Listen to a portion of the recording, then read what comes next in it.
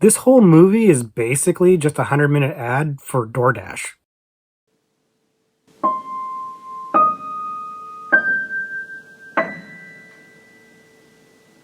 Hello, everybody, and welcome back to the Horror Movie Syllabus. My name is Professor Victor, and I'll be your host as we go through all of the essential, noteworthy, interesting, and notorious modern horror films. If you're new to the channel, I recommend you check out the introduction video.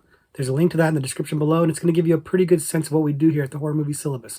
In short, we look at a particular subgenre of horror, and then we pick 3 movies from that subgenre to explore, but this is our Is It Syllabus-Worthy series. This is where I take a recommendation from you guys, a horror movie that I've never seen before, watch it for the first time, and then I let you know if I think it's syllabus-worthy. Is there anything about it that makes it noteworthy enough, interesting enough, good enough to be on the horror movie syllabus?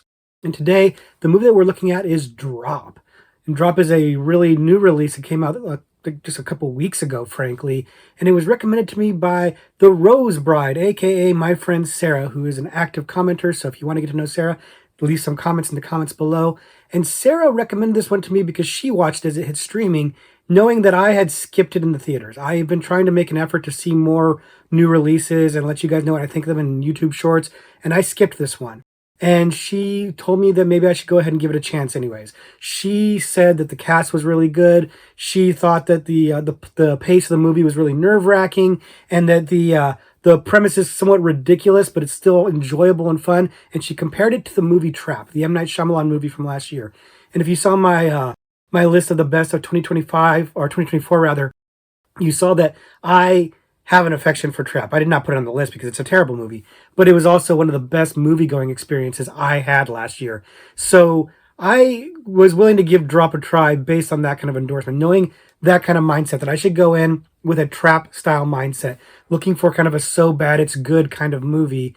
And that's what I did. I did know, I'd seen the trailer, so I knew the premise of the movie. I knew a little bit about it. And so I wasn't going in as blind as I normally do, but I didn't look up anything further. I didn't even look up if it had been well received. I knew it hadn't done very well in the box office, but that was it. So I went in, and did I like it? Did I hate it? Let's find out. Like I said, the movie that we're looking at today is Drop. Drop came out in 2025, just a few weeks ago as of the time of this recording, and it was directed by Christopher Landon, who directed Happy Death Day, which I loved. I absolutely loved that movie. He also directed the movie Freaky, which I was a little more lukewarm to, but it was fine. We talked about it on the syllabus.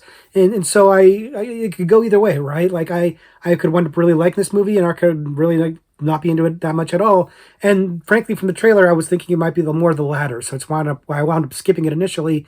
But now I'm here to try and check it out, and let's go ahead and just get into it, frankly. First, if you haven't seen it before, the movie is about a single mom who is going on a first date with a guy she's been talking to on a dating app. And it's the first date since her husband passed away, and she's dealing with some trauma from that. And when she gets to the date at this very fancy, posh restaurant up in a very high building, there is somebody giving her airdrops on her phone mysteriously, telling her to do certain things, ultimately trying to get her to kill her date and threatening her son and her sister who's babysitting him at the house. And the threats are very real, and she's not sure what to do, and hijinks abound. And we're going to go ahead and stop there so as to not spoil the movie too much, but the movie's premise and the trailer that was giving us the premise is suspect right off the bat, right? So I mentioned earlier, I wasn't won over by the trailer, and I really wasn't. I saw this trailer a lot. Like I said, I've been going to the movies a lot more, trying to see new release horror movies to talk about on the channel. And this trailer for this movie showed up a lot. I feel like I saw it on every movie. And it didn't win me over. It didn't look good. Partly because I felt like it was spoiling the whole movie. And I don't think it spoils the whole movie, but it spoils quite a bit of the movie.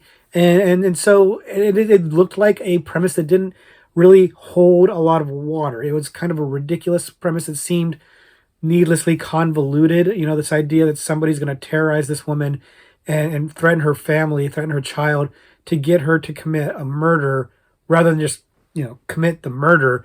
It seemed needlessly convoluted and seemed like it was there for the sake of having this potboiler movie rather than having any kind of logical thing. Now, the movie does address this at some point. We'll come back to that, but that premise wasn't very encouraging to me. So admittedly, I skipped the movie, right? I didn't go see it. I was just like, yeah, I'll pass. And it didn't stick around in theaters very long. Nobody was buzzing about it after it came out or anything like that until I hit streaming. And then I started seeing some reviews that seemed positive on it. Like, I think Chris Tuckman talked about it a little bit. Sarah Hawkinson on Pacific Horror, I think, gave it a somewhat positive-ish review. So it was like there was a little bit more affection for it, or at least people weren't hating it, right? And then when Sarah came in and gave me the recommendation on it, I was like, okay, I guess it's worth checking out. And I'll admit, though, I went in arms crossed. I was just kind of like, show me. I was like, I don't know about this, right?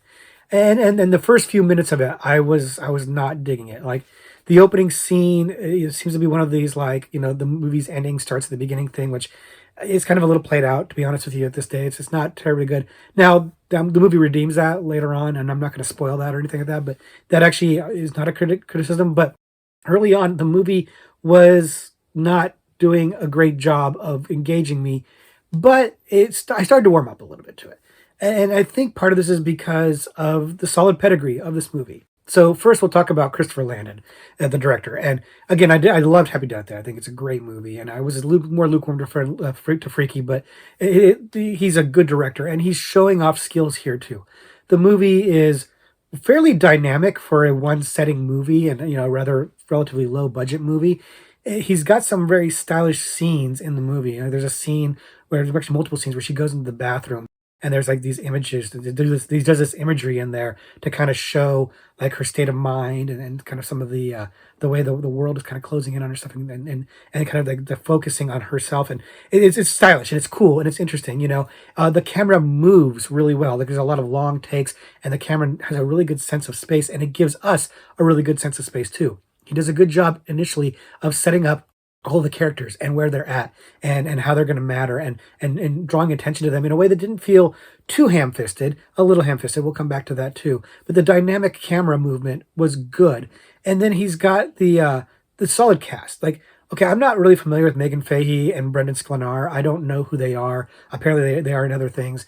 I didn't know them from Adam, but they're good here. Sarah's right. The cast is strong here. The two leads have chemistry. They are charming. In particular, Brendan Sklenar.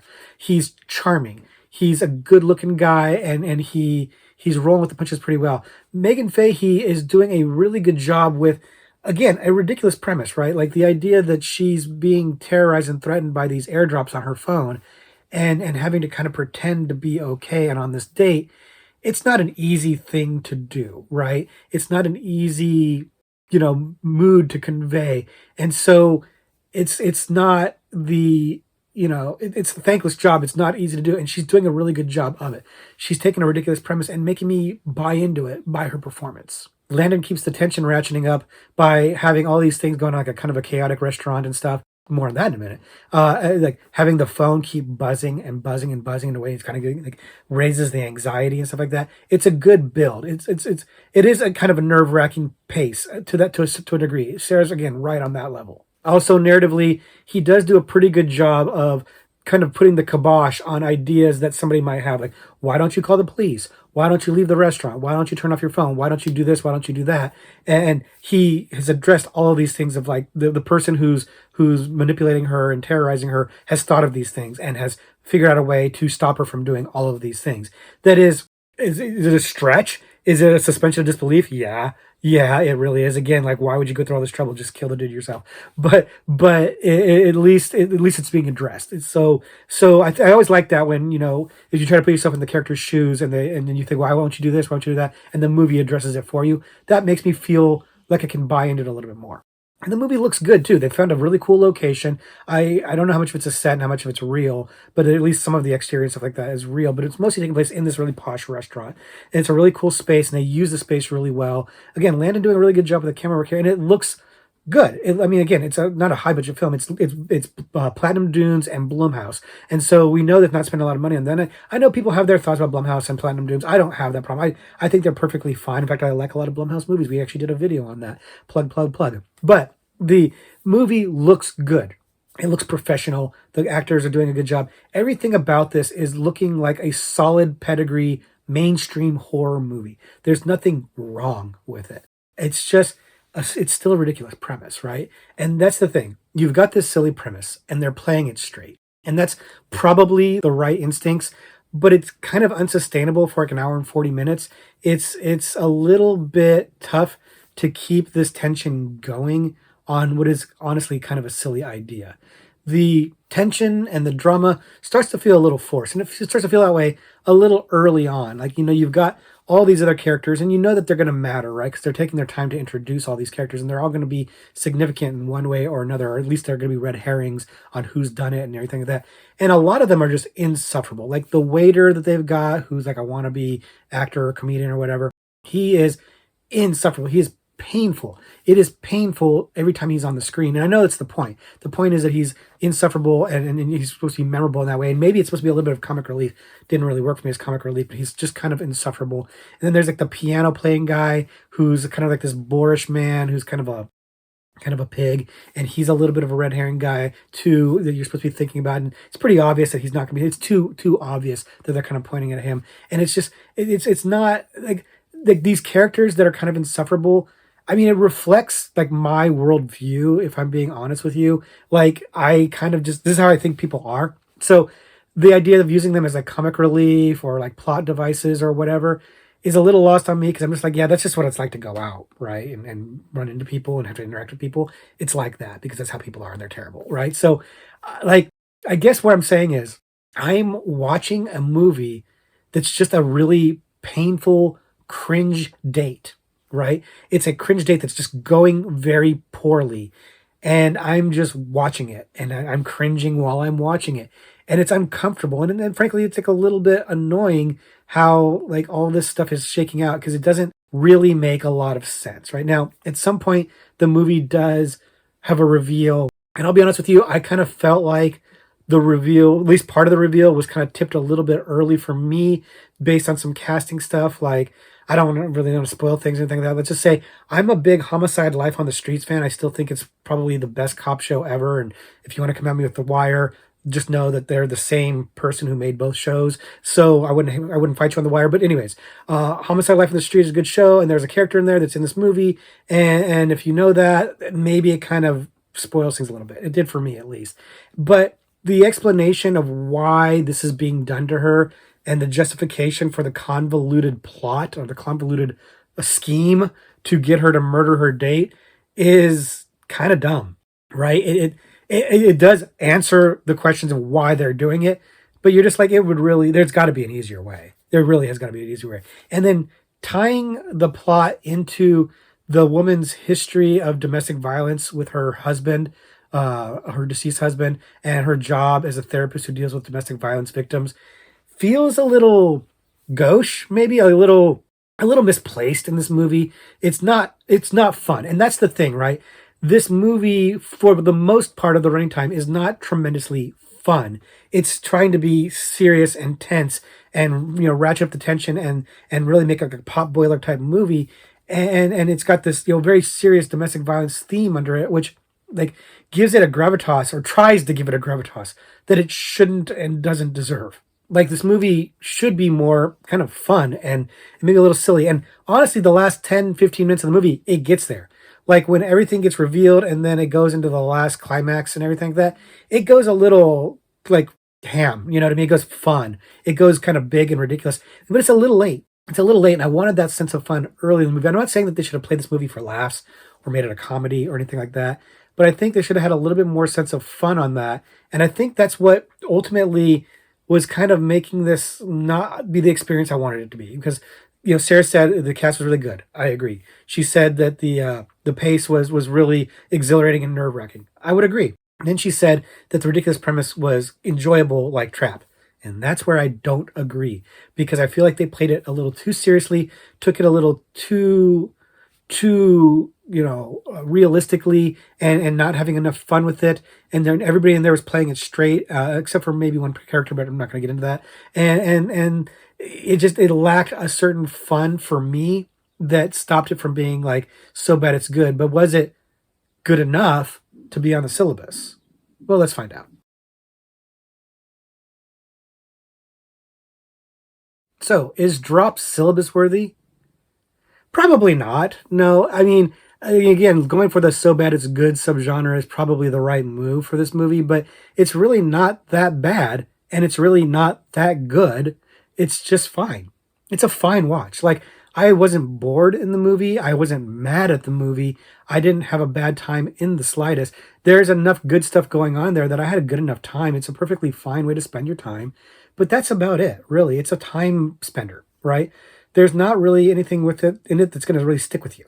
It's a far cry from something like Trap, which I found to be an absolute blast. And in fact, I'll probably wind up doing a video at some point to delve more deeply into that, because I had so much fun with Trap, because it's a bad movie and it takes itself totally seriously, except it's got Josh Hartnett in there and he knows what movie he's in, and he's kind of hamming it up and playing it big, and it totally works. This movie doesn't have a Josh Hartnett in there.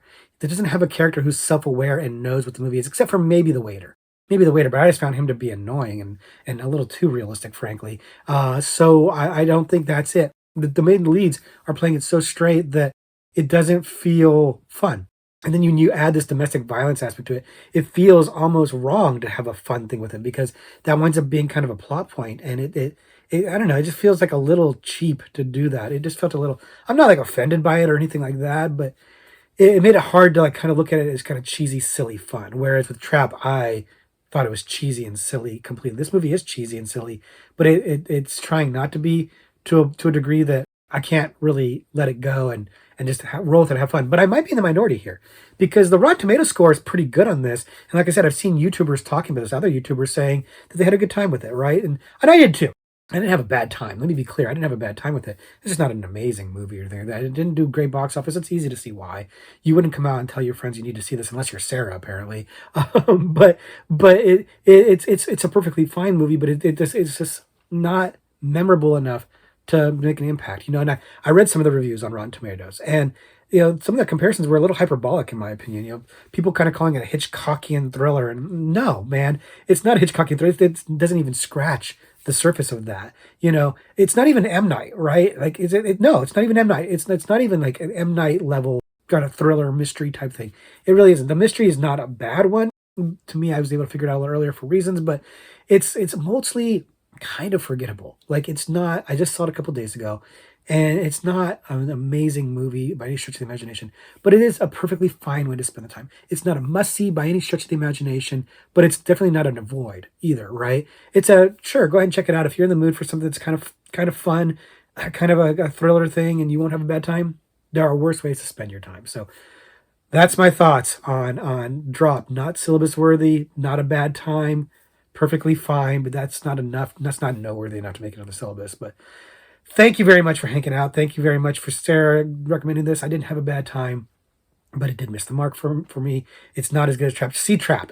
If you have to pick one and you want to have a good time with your friends, see Trap before you see Drop, because I think you'll have more fun with Trap. That's just my opinion. Now it's time to give an opinion on a Horror Trivia Pursuit card.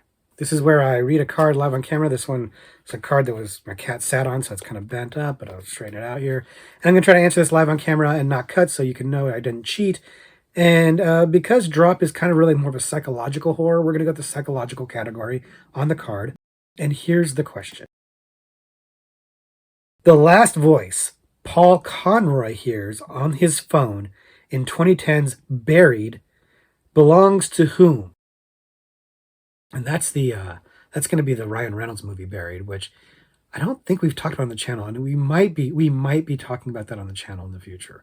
I'm like 99% sure we did not talk about it on the channel, and we might be talking about it in the future. And I'm going to tell you, I'm going to be right up front with you here. I don't remember. It's been way too long since I've seen that movie. It's probably been about 15 years since I've seen that movie. And I remember enjoying it, and I remember liking it, but I don't think I've revisited it since then. And I don't remember this at all. And if you're not familiar with the movie Ryan Reynolds gets buried alive, and he's got his cell phone, right? But like, it's been too long, man. I don't remember. So this is going to be like one of those situations where I'm just going to take a guess. I'm going to take a guess, a shot in the dark on it, and kind of an educated guess just based on, watching movies and being, a human being who knows how stories work and stuff. So we'll see how that shakes out. But I'm gonna just take a guess. I don't know. I don't know. And I'm not going to even prattle on too long about this because I don't have a lot to say, right? Like I said, pretty good movie. Might wind up being talked about in the syllabus. So hopefully you've seen it and you know the answer to this. I do not know the answer to this question. So I'm guessing, but I'm going to give my answer. So lock in your answer. Okay. So my guess is is his wife, girlfriend, whatever, his significant other. That's my guess is who he last hears the voice of. So that's my guess. And the card says Dan Brenner, the head of the hostage working group. Dan Brenner, the head of the hostage working group. Look, I was not going to get that. Like maybe I could have remembered that there was a hostage group that was working. I honestly don't even remember that. To be honest, I was never going to get Dan Brenner. That was never going to happen. Like I didn't remember Paul Conroy. I didn't remember Dan Brenner. It was never going to happen. So this is a tremendous failure on my part for this question. Not good, not good at all. But I've been getting a lot of them right lately, so I guess I was due for a colossal failure. So did you guys get this right?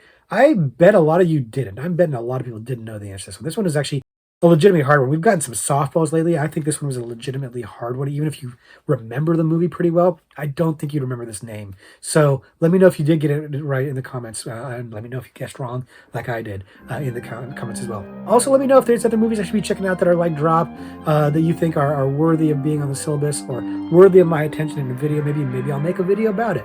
But until then, I will just say, class dismissed.